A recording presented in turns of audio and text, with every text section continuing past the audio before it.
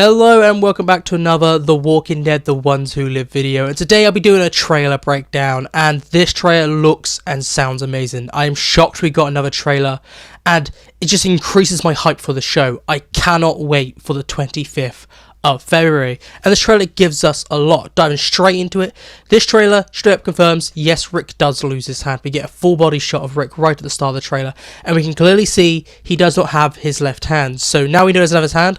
How's he going to lose it? I definitely think this trailer is hinting at some ways, or all the trailers, shall I say, are hinting at a certain way Rick might lose his hand. I'm just really happy that I was right and I haven't been nagging on about Rick losing his hand for months and just ended up being wrong. Maybe it's edited out, you know, 21st century movies, shows, they do that now. Or it's just another thing as Scott, you know, try and make us believe one thing, maybe she's got an extra long sleeve, but no.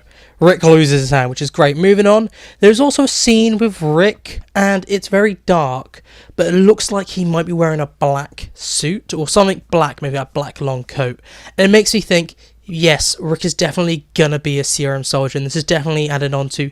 There'll be multiple timelines with Rick. I don't think we're gonna be seeing Rick going from at the CRM for the first time to soldier in chronological order.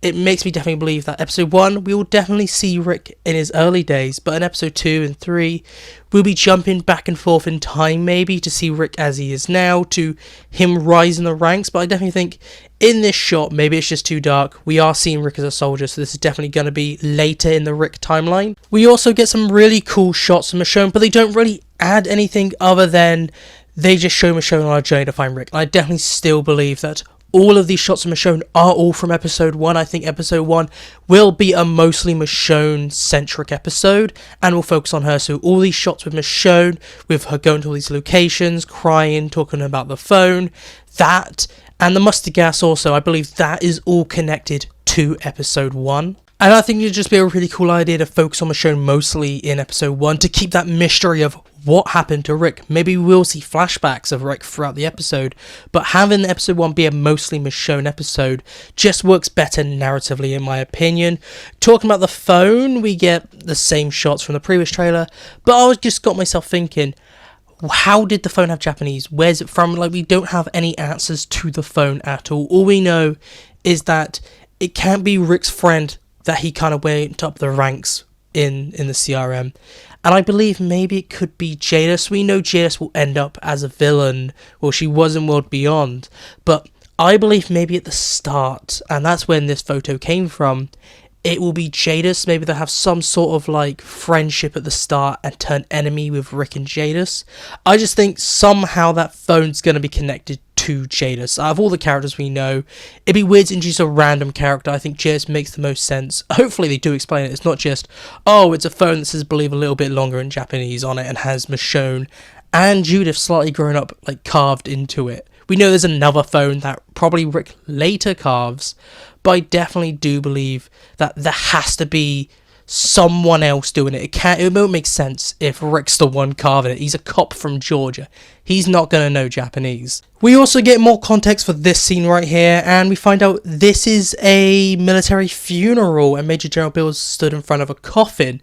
So who's dead? I just believe it's going to be something random. This is just an epic shot, and it's going to be some sort of scene later in the scene. We do see this girl talking to, I suppose, Rick, talking about this is who I am, and this is what I want to be, something like that. And this makes me think this bit here with his funeral, somebody maybe Rick knows or was maybe connected to, maybe in charge of, or his boss, died, and Rick's now starting to question his loyalty. And after the funeral, they have this pep talk, and she's trying to talk Rick back into it, and Rick's like, we can leave, we can do this. So I definitely think this is going to be, this scene right here is maybe the breaking point for Rick to start to question his loyalty to the CRM. Maybe a mission goes bad or something like that. We get a couple more scenes with Beale in this trailer, and that's really, really cool. He looks like an amazing character. And we get another scene, an extended scene with Rick and Beale on the bench. And the more scenes we get of it, the more I think about, what if this scene is actually Rick's kind of recruitment? Maybe Beale goes out of his way, he hears about what Rick's done, maybe he's been a soldier for a while, and Beale's gone to go and recruit him for his personal 2,000 special ops soldiers. And that could be the scene. Like, we know that, or it's been implied with all the trailers we're getting, that they're gonna do a lot of time jumping with Rick, seeing him at the start and seeing him rising through the ranks. So this could be maybe a midway where we see how Rick went from soldier to special operative. And I definitely believe that this scene has to do with maybe Rick's and Beale's first interaction, and where Beale is trying to recruit Rick. There's also a scene with Rick inside of a city, and I definitely do believe this is his first time. The way he is looking around, it seems like he's kind of shocked or trying to familiarise himself. And maybe this is this part where Rick's like, oh, there's this world that I need to fight for, and this is how he is convinced to stay and no longer try to escape from the CRM. And I believe this is going to be connected to Jadis. Maybe Jadis convinces him to stay. There is a scene in the trailer with Jadis talking to someone. It makes it look like Michonne, but it's just the backgrounds are completely different. I actually think this is the scene with Jadis talking to maybe Rick. The backgrounds are still slightly different. He's throwing a table, but it looks similar. So maybe Jadis goes to Rick after escape attempt, maybe after he just lost his hand, and Jadis is like, you can't leave, you gotta do this. And she then takes him to the city, and he gets to see what they're defending, and maybe that convinces him to play by the CRM's rules.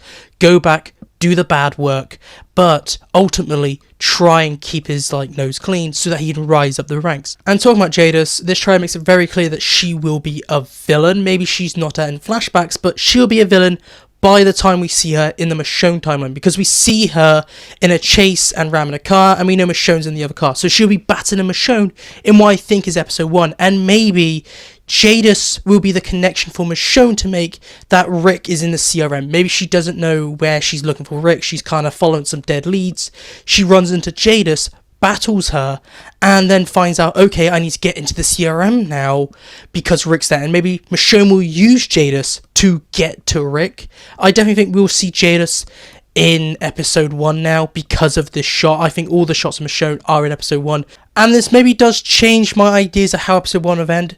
Maybe it will end with the car chase and Michonne and Jadis actually meeting face to face and battle, and Jadis becoming captured, but there will be no Rick and Michonne reunion. And maybe episode 2 will be about Jadis taking Michonne to the CRM, and then they will finally reunite at the ending or halfway through episode 2.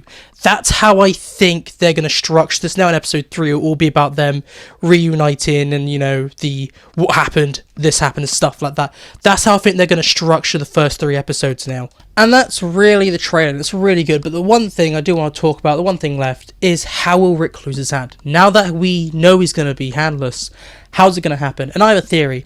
I now believe it is no longer going to be a punishment from the CRM because Rick escaped. I believe it's going to be self-inflicted, and it's going to be cut off in an escaped attempt. We have seen in all the promotional material Rick in this forest with this red light killing walkers.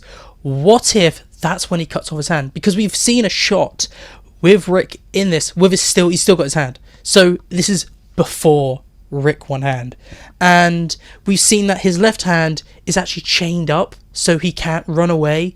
So what if Rick kills all the walkers and he's that desperate to attempt to escape, he tries to cut the wire? We've seen in the first promotional material Rick is bringing his axe down on something. What if that's on the chain, but he can't, but he's so desperate he takes off his left hand to try and escape? That's how I think he's going to lose his hand.